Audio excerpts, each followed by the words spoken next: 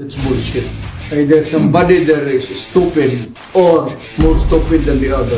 May nakita akong maraming kulang sa BICAM report. Yung Bicameral Conference Committee report, pinirmahan kahit may mga nakikita tayong bangko. These are not, I would say, ordinary figures because these figures will reach to billions of pesos. So maraming pages ito na ganito. Pagka ganon, there's something terribly wrong. And as a matter of fact, I would say, kung may mga blanco yan lumusot, that is not a valid legislation. Pagkaputol-putol yan o may kulang, that is not a valid budget. Hindi na pwede mag-blanco-blanco dyan sa pera ng tao. Ano ka man? I would like to remind Congress, mali ho yan. It's invalid. Please correct it. You cannot pass an incomplete appropriation or bill for that matter, whatever.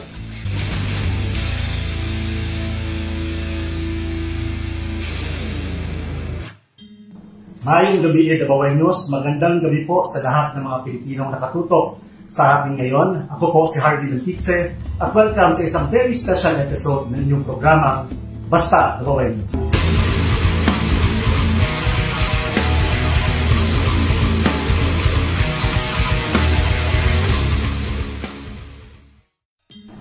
Mga kababayan, gaya po ng nasabi ko, very special episode na natin ngayong gabi dahil makakasama natin ang ilan sa mga hinahangaan natin ng mga leaders when it comes to leadership and good governance. It is truly an honor to be joining them in one room ngayong gabi ito.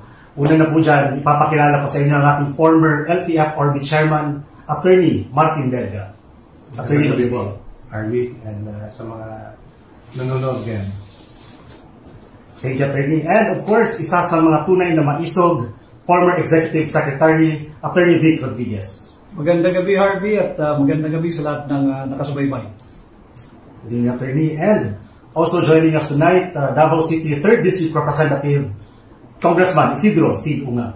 Good evening, Harvey. Magandang gabi din sa ating mga viewers. Good evening sa ating lahat. And to complete this episode, what truly makes this episode special, ladies and gentlemen, makakasama natin ang pinakamamahal nating Pangulo, former President Rodrigo Roa Duterte. Magandang gabi po sa inyo lahat. Mayor and attorneys, magandang gabi. Thank you very much for joining us tonight in this very special episode of Basta Dabawen News. Before tayo magpatuloy, Mr. President, Sir, Mayor, nangungumusta lang po kami sa inyo. We'd like to bid you Happy New Year. And I think this is also the question of our fellow Filipinos, sir. Kamusta po kayo ngayon po? Mabuti po ang... Okay ako. Ang importante ang Davao City. Sali mo na ang Pilipinas. Sana naman okay tayong lahat. I pray to God that everything is fine with the country. Thank you, sir. Mr. President, there are certain things that we wish to discuss tonight. No? Isa sa mga pinag-usapan dito sa, not only in Davao City, but in the entire country, is itong ang national budget natin for this year.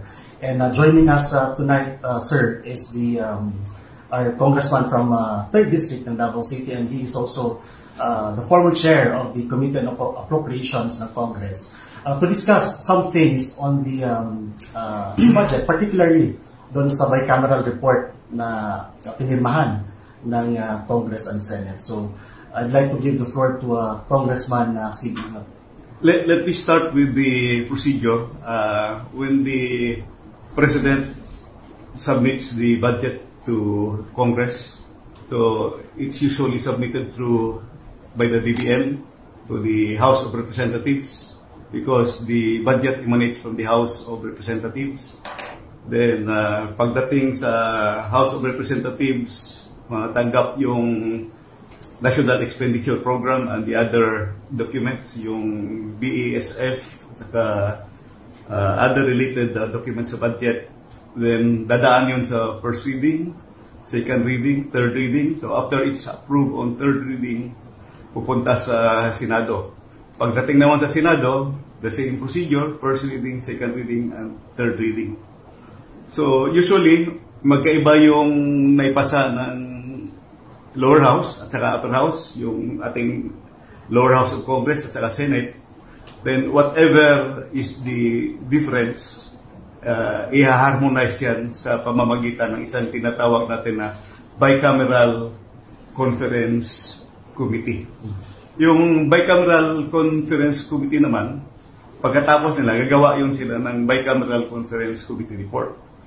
Yung BICAM report na yun, assuming okay na, pipirmahan nila yun at ira-ratify ng both houses, ng Senate at saka House of Representatives. After the ratification, so lalabas na yung enrolled bill, pupunta na yun babalik sa Presidente. The President will sign the budget for it to become effective for the budget to operate the following year. Didiretso na lang ako. Medyo mahaba kasi yung pag-usapan natin.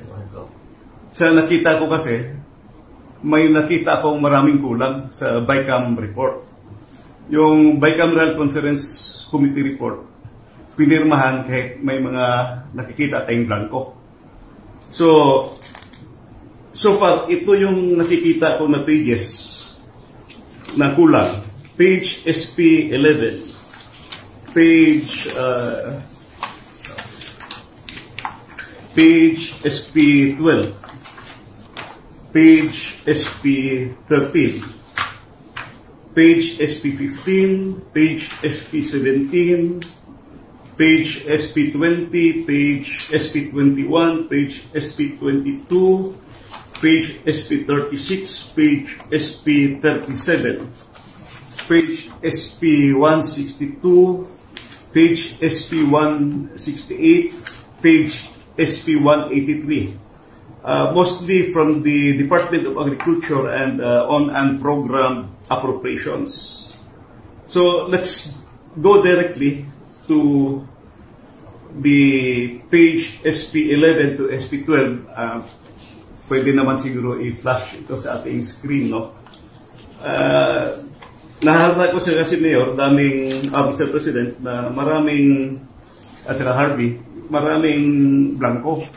And these are not, I would say, ordinary figures because these figures will reach to billions of pesos. So, tingnan natin sa page SP 11 to SP 12. Line 49. After the acronym NIA, delete the amount in figures 74 billion 570 million 743,000 and replace with blank. Kita naman sa screen. Line number 52. After the acronym PCA, delete the amount in figures 889 million 065,000 and replace with blank. After the word total, delete the amount in figures 104 billion 820 million 715,000 and replace with blank. At saka sa number 7, you will see the amount. Dito sa Bicameral Conference Committee report ito. NIA is blank, PCA is blank, total is blank. So maraming pages ito na ganito. Kung isa-isahin natin, I think 13 pages pa yung nakita ko na blanco at saka pati na yun sa program appropriations. At saka may nakita din akong observation. Sa page SP 11 of the BICAM report, it says that the Agricultural and Fisheries Modernization Program of 146 billion 335 million 937,000. Klaro yun sa BICAM report. However, pagdating sa GAA, General Appropriations Act, ang lumabas na figure is only 126 billion 728 million 221,000. Ang ibig sabihin, merong discrepancy. So, paano nagka-discrepancy? So, with all this with all these findings, makikita natin na defective yung BICAM report. At bakit pinirmahan ng members? So the House and the Senate ratified defective BICAM report. In other words, apektado yung ating GAA because BICAM report was defective. What was ratified by both houses are defective. Ang daming kulang na blanco that can be shown in the BICAM report at pirmado. So, yun ang aking nakikita na findings. Thank you, Congressman Sid. Just before we get the input, the insights of President Duterte, just to refresh the timeline, this bicameral report was signed and ratified last December 11. Yes, December 11, ang final meeting nila ng Bicameral Conference Committee report at pinirmahan ng members. And on the same day, December 11, the 222 pages Bicameral Conference Committee report was ratified by the Senate and the House. So both houses ratified it, and the enrolled bill was signed by the President December 30, 2024. Right. Correct me if I'm wrong, especially for those Filipinos na, to put this na maintindihan nila, simply sir, kumbaga, there's this document, this BICAM report, na pinirmahan na may mga blanco pa na items. Yes, makikita ito, nandito sa ito yung copy ng, total copy ng Bicameral Conference Committee report. Nandito yung 222 pages. May mga vacant pages. I really don't know kung paano lumabas na may figure na pagdating sa GAA. Okay. Thank you po. Mr. President, sir, what's your comment on this particular issue? Well, it falls short sa exacting standard ng ating batas na lalo na money appropriations must appear the true and correct value kung anong gusto mong, what would be the application for the money for, public money. Pagka ganon, there's something terribly wrong. And as a matter of fact, I would say, kung may mga blanco yan lumusot, that is not a valid legislation. Kung nasa batas na yan, lumabas na yan ng blanco-blanco, either it could be filled up before or after sa Congress, pagka ganon, what must be submitted is the true and correct figure coming out as prepared by the budget submitted to Congress for appropriation. Pagkaputol-putol yan o may kulang, that is not a valid budget for implementation as law. It's not only inaccurate, but I think the budget is in totality invalid. Hindi na pwede mag-blanco-blanco dyan sa pera ng tao. Ano ka man? It's people's money. Maglagay ka ng mga mga provisions, but without the true and correct items or money that would be appropriated by Congress, by the people owning the money. So everything must be explained clear, patent, without doubt na itong pera na ito para ito sa ganito. Itong para na ito para sa eskwelahan, ito para sa agriculture. But you do not leave any item there vacant. Itong pera na ito blanco to be filled up later on. That is not allowed by law. And that budget is already I would like to remind Congress, mali ho yan. It's invalid. Please correct it. Or recall the budget and demanded explanation kung bakit dumating sa inyo yan na ganun kablangko.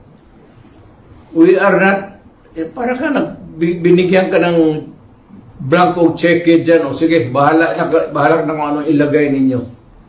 In the same manner, yung mga blanco-blanco dyan, whatever or whoever corresponds to that particular item is free to just fill up the amount.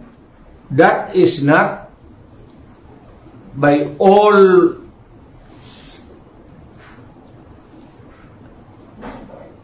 commandments of the law.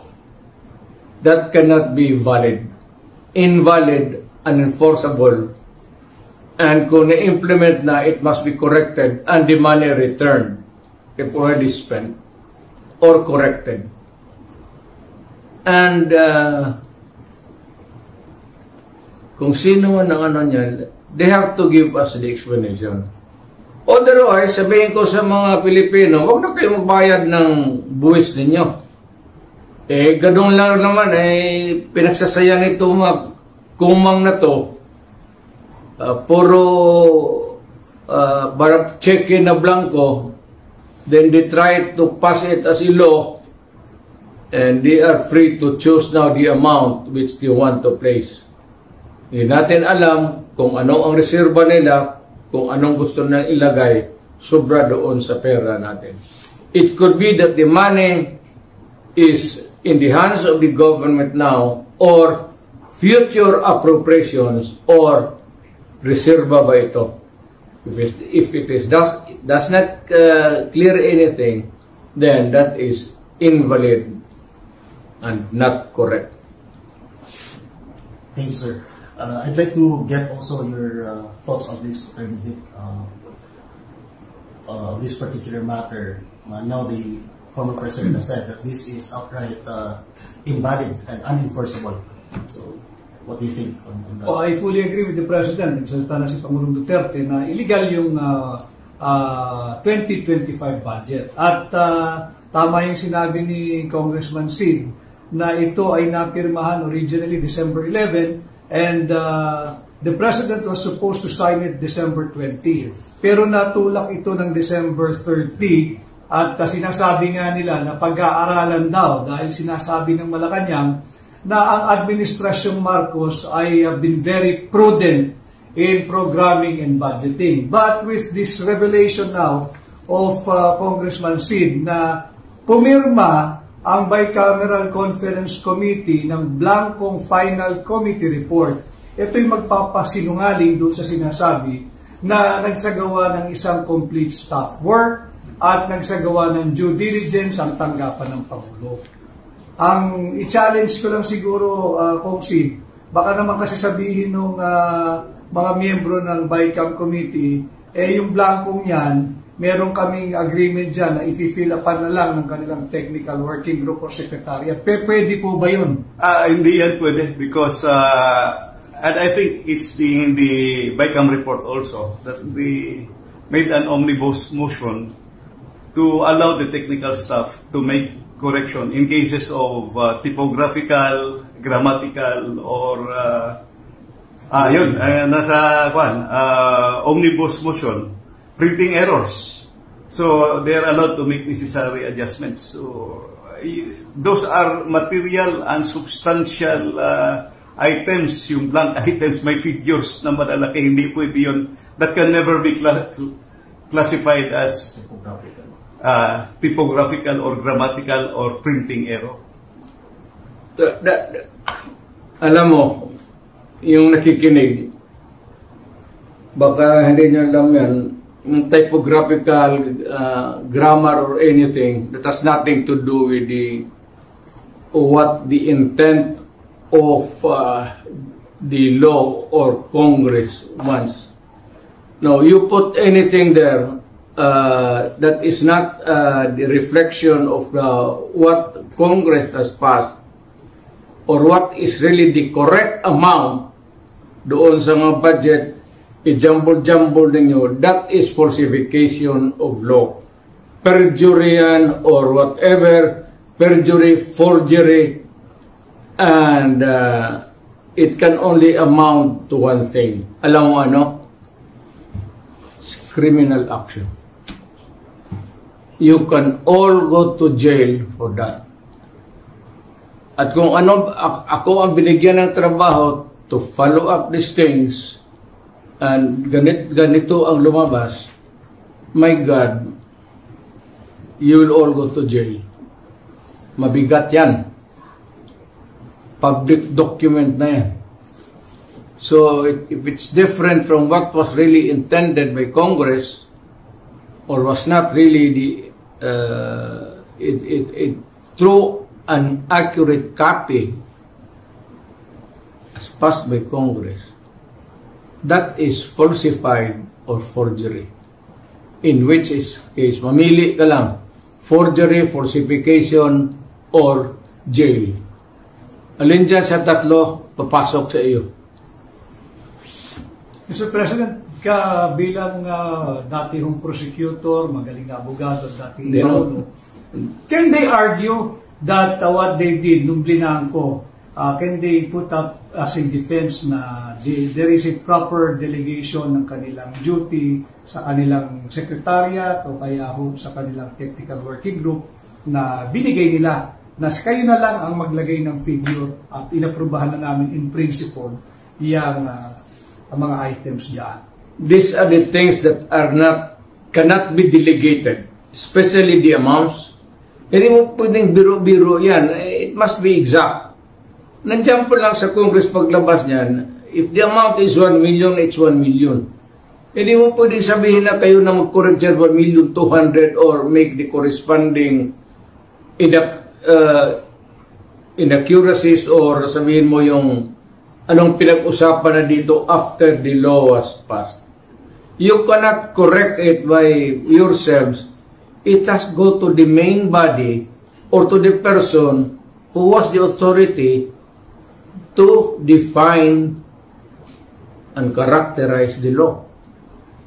Kung ibigay mo yan dyan sa inyo, at most inyo is typographical error or maybe mistakes in spelling. But you cannot change the germane topic of the... That's not allowed by law. That's a very dangerous thing. Tinkering with itong batas natin. Because it could change, it could be serious, and it could put the trouble in the system dito sa ating separate of powers ng Supreme Court, Judiciary, and the President. Bawal yan. Talagang hindi pwede yan. Baski na and or, bantayan ninyo yan. And or, iba yan. Hindi yan pwede na you'll just look up to the sky and say, you just try to discern if it was really the intent of siguraduhin mo doon sa records, makinig ka kung anong pinagsasabi ng mga lawmakers doon, o what is the intent, or what is really this spoken words. Mahirap kang kayo dito sa baba. You are not, hindi naman ako minamaliit ko kayo. O dito kayo sa baba, aside from the lawmakers, do not pretend to know. And do not pretend to guess what is right and what is wrong, and what is true and what is false. Talagang accurate yan. Refer to the records, and if you cannot get it from kung hindi masyado klaro, then you listen to the recorded history doon sa Congress. Marami namang stenographic notes dyan eh. Hindi lang may isang tao dyan. May stenographic notes ang Senate, the individual senator, and yung report ng Congress itself. Even Mayor. You cannot do not say that you cannot go wrong. Hindi ka pwede sabihin magkamali ka. There's so many records to refer to or get into what is really the accurate and true whatever it is that is to be placed there in the document, whether it is a law, resolution, or an official document.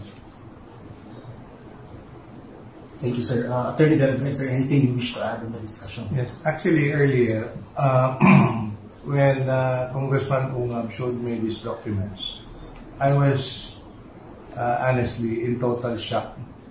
Tama yung sinabi ni Presidente that all the figures in the enrolled bill for the General Appropriations Act for the President to sign should be accurate.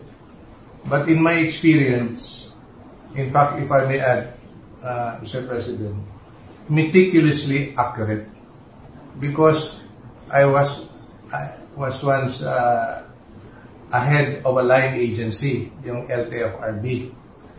Mabusisi ang pag-prepare namin sa aming budget proposal, no?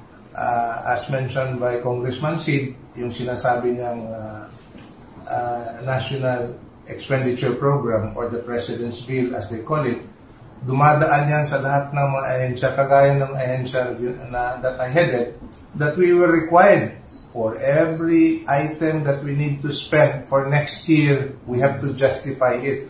And we submitted it to the Office of the President. And once the President endorsed it to Congress, yung sinabi naman ni Congressman Ungab na dadaan sa first reading, second reading, ibig sabihin po niyan, pinapadala kami sa Kongreso to justify our budget proposal for the following year. Ibig sabihin, mabusisi yung budget proposal.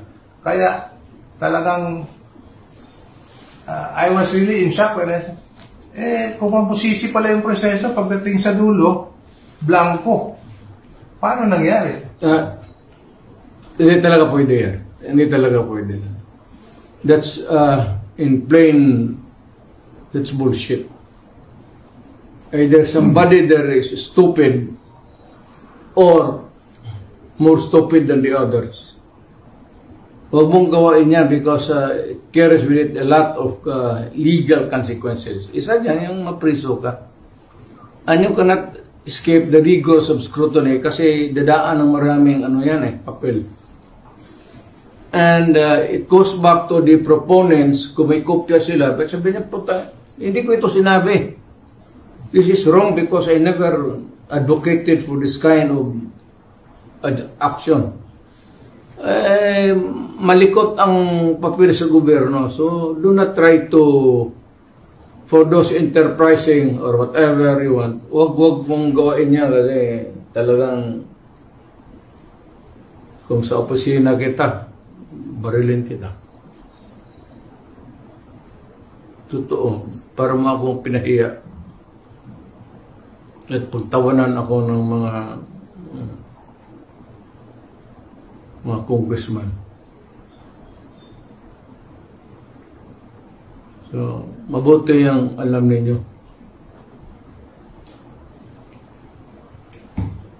Barilan ka agad para wala ng istorya. Luko-luko may trial ba tayo ang gastos yan? Yes, Congressman Sid, would you like to actually, this is already my 15th year in Congress, no? Thanks kay Mayor at pinatakbo niya akong congressman. No? My 15th year, and I have been chairman of the Committee on Appropriations from 2013 to 2016, and I was also chairman of the Committee on Appropriations in 2019. This is the first time that I saw a bicameral conference committee report na may mga blanco. Nasyak nga ako. Hindi pwede yan. Hindi pwede niya. Para ka nag-issue ng check niya ng blanco to. You're dealing with the people of the Philippines. You do not issue a blank check to anyone because that is really addressed to the government first. At ang mga taga-gobyerno ang maglagay ng What's the... Ano yung sabi? Sila na ang maglagay, ang sekretary o ang direktor? Anong kalokohan ng naisip ninyo niya? Obviously, Mr. President, meron akong abandonment of constitutional duty on the part of Congress. But kay Kong Sid, sino sa tingin mo ang nag-fill up ng blanco? Yung Vicam pa rin ba who operates as the third chamber o merong fourth chamber na unknown? Well, let us assume na yung mga pumirma sila, but tama yung imagination mo. Yung Vicam has been called now the third chamber kasi binabago talaga nila binabago nila yung budget. Nung araw, inabutan ko pa yun sa that was 16th Congress na kung ano yung natapos ng House, Appropriations Act, GAB, at saka yung GAB na ginawa ng Senate, gagawa pa kami ng matrix. Yung House version versus Senate version, then yung variance. Yun ang pag-usapan nyo kung ano yung... For reconciliation. Reconciliation, may matrix. Ngayon, binabago talaga nila lahat.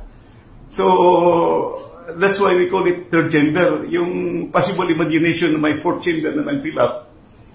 Well, kung meron man, those who sign are still responsible kasi sila pumirma. Falsification yan. If it changes the meaning, if it's just a grammar, putting a correct one or in ganon, okay pa yan. And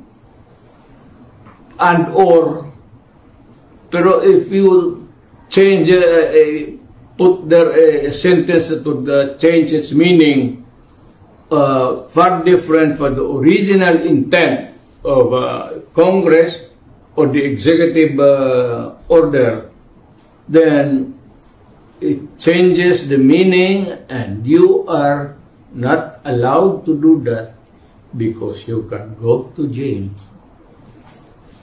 At Mr. President, yung fina-flash show kanina sa screen ay yung nakuha lang ni Kong Sid na kopya. Para marami hong nakikinig sa inyo at sumusubaybay, baka pwedeng ipakita rin ho ninyo sa kanila yung kopya pong ipinakita ninyo na pirmado ng mga miyembro ng Bicameral Conference Committee na blanco yung amount na inaprubahan at naging enrolled bill. Ito po. Yan. Yung mga blanco. Oo. And then pirmado nila. Blanco. Ito yung mga blanco. Hindi mo na pass a law with blank. It has to be complete in itself. That is not allowed. Bakit mo ilagay blanco dyan? Oh, if it's a contingent amount, you place the contingent amount. Whether it falls short or sobra, then you can add. Or kunin mo kung may sobra. But you cannot speculate by placing a blank there for the amount of the appropriations or whatever it is. It's just not, it is not allowed by law. You cannot pass an incomplete appropriation or bill for that matter, whatever. It leaves an speculation. Ano pa yung tao ano bang ibig sabihin nito? Ano bang ilagay natin dito? Then, whoever is the end user of this papel would have the, ngayon, kung bright ka, sige, ilagay na natin dito, pasobra natin ng konti. Para yung, ganun talaga yan, o kulang. O sige, sobrahan ninyo, o kulangan ninyo. Then you leave the money intended for any public purpose to the speculation or to the guessing game of the people who are supposed to implement the law. Bawal yan. Bawal yan. And you can go to jail for that. mind you.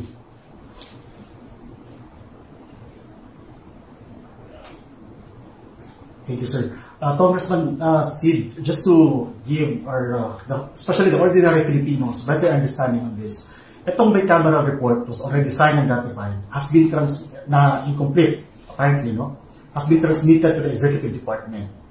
Hindi. Yung bicameral conference committee report, after ratification, i-reflect na yun siya sa tinatawag na enrolled bill. Yun na yung final copy. Correct. Na dadalhin sa Malacanang for signature of the President. Correct. Usually, pagdating naman sa President, marami namang economic managers, particularly DBM, will assist him review the budget. Correct. So, ang nangyari, sir, no, just for everyone's understanding, that bicameral report na blanco, we could assume... May pages na blanco. May pages na blanco. We could assume that when it reached the office of the President, may items na yun. May amount na. Mayroon na, may amount na. Yung enrolled bill na dumating sa office of the may amount na. Correct. Which later on, he signed. The President signed. After the review. Kasi nag-request siya ng extension, di ba? Na gi-move na yung signing kasi i-review doon niya. Now, Congressman Sid, with this development now, no, we found out that the bicameral report was there were items na blanco but napirmahan na. What could be the implication on this particular matter, especially to the office of the President? Actually, the budget is highly questionable. Kung akong tatanungin, iakyat na yan dapat sa Supreme Court kasi napirmahan na ng Presidente. Sid, matanong kita, when would be the earliest event that could discover this kind of...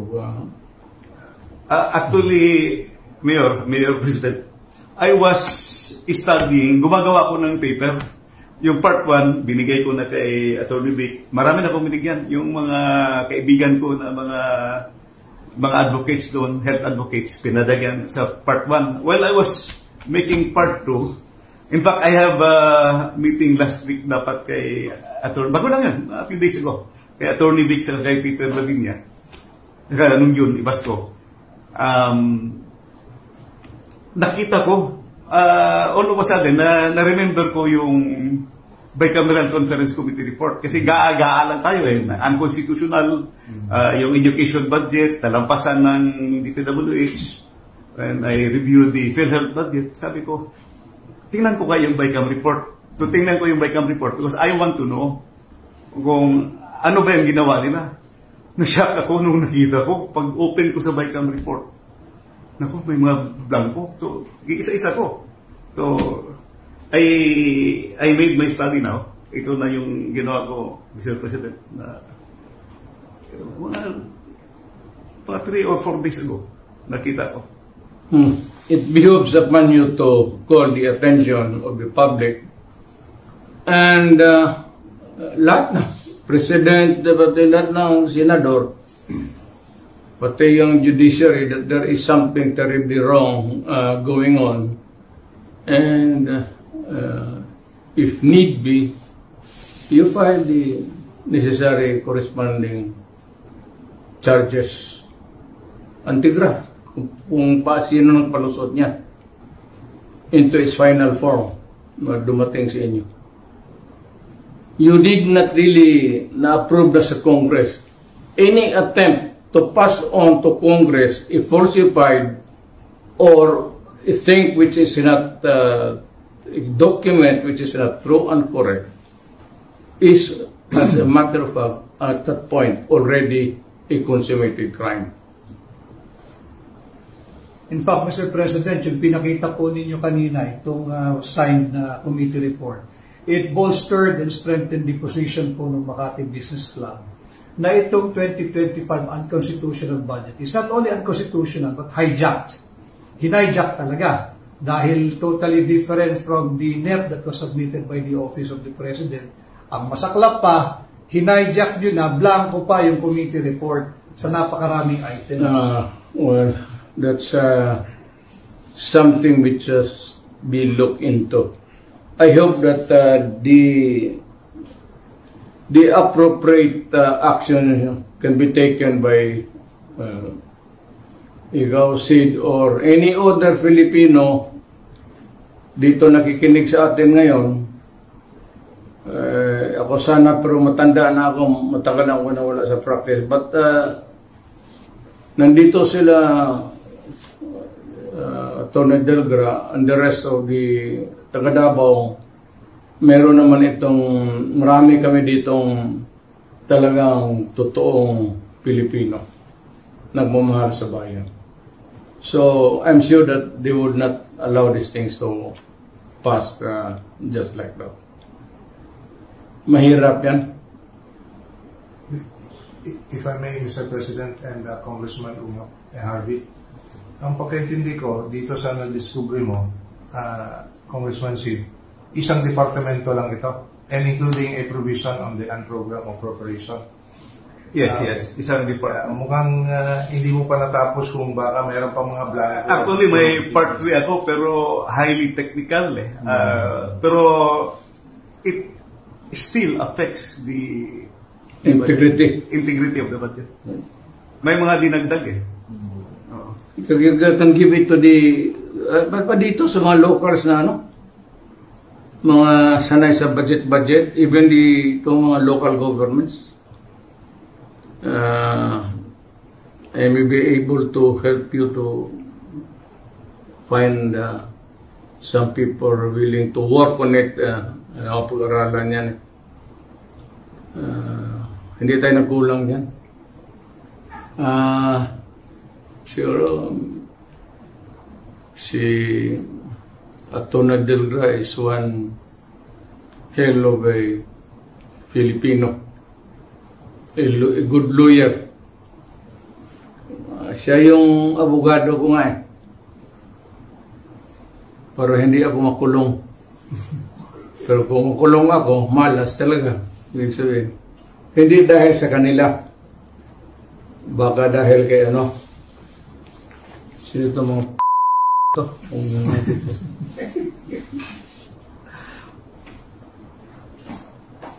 Thank you, Mr. President. Sir, Congressman Sid, are there any things pa na you wish to discuss on this particular sa report na ito? I think we have thoroughly discussed it already. With that, Mr. President, I think we've covered the things that we would like to discuss on this particular matter. So before we close, perhaps Attorney Vic, meron ka pang gusto idagdag kay Attorney Delga? Dagdag ko lang yung naging pangungusap ni Pangulong Duterte, tayo mga Pilipino, maging vigilant tayo. Nakita natin na yung akala natin na unconstitutional 2025 budget ay dahil lamang sa pag-defund sa PhilHealth. Ito pong ipinakita ngayong gabi ni Pangulong Duterte, yung blankong committee report ng Bicameral Conference Committee ay higit pa pala doon sa nalalaman nating mga Pilipino. At pasalamat tayo kay Congressman Sid Bungab sa kanyang pagsasaliksik at lumalabas yung katotohanan dahil wala na talagang transparency. At ngayon naman, tayo mga Pilipino dapat humingi ng accountability. Thank you, Attorney Vic. Attorney Delga? Yes po. Itong na-discover ni Congressman Sid, mas mabigat pa ito to what was already discussed in the several weeks that we had, as mentioned by Attorney Vic, as regards yung pagtataas ng budget ng DPWH over that of the education sector, which is already unconstitutional. Ito, mas glaring pa ang anomalya. So I think this has to be addressed. And good that Mr. President had called out to the Filipino people to look into this and to question the highly anomalous legislative process in coming up with a national budget for 2025. Alam mo, if I may add, nakikiusap lang ako sa mga ulol na to. Kung sino yung gumagawa ng ganun. Pwede bang sabihin ko sa inyo na do not the people of the Philippines. Magkagulo tayo. huwag ninyo kaming isali, buhay pa ako.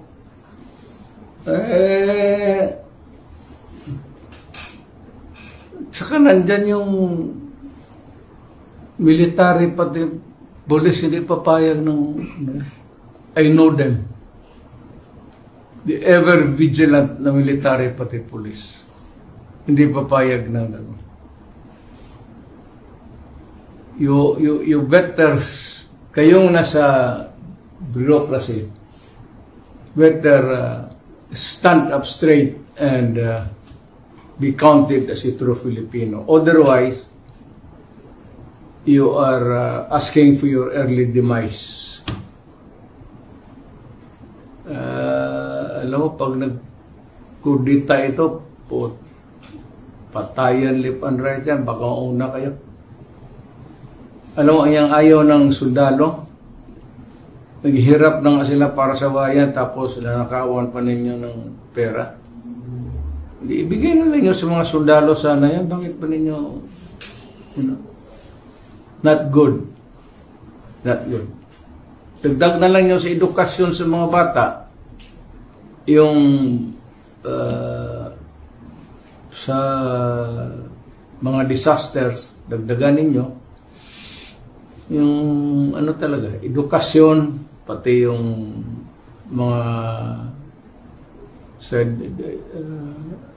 sa welfare department.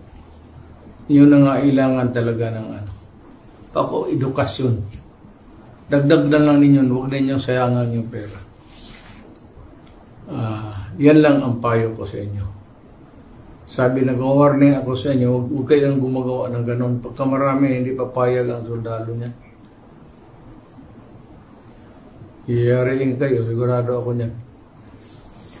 Kilala ko ang sundalo. Naging presidente ako. Napipigilan lang. Pero pag if it goes haywire, bahala kayo. Basta ako nagbigay ng warning sa inyo. Thank you, sir. Congressman Sid, I know this is just the beginning of the discussions on this particular item, but your message, sir, to our fellow Filipinos right now is sa ating mga kababayan na nakikinig ngayon, sa ating mga kababayan na nakikinig ngayon, you can see the documents, you can see the figures na mga blanco, makikita nyo naman yan. It's up for you to decide. Tingnan ninyo. May mali talaga na nangyari sa budget natin. Thank you, Congressman C. And of course, Mr. President, sir, we would like to get your message also just before we close to our fellow Filipinos. Nandito kami lahat, si Vic, pati si Sid, pati si Martin, of course ikaw,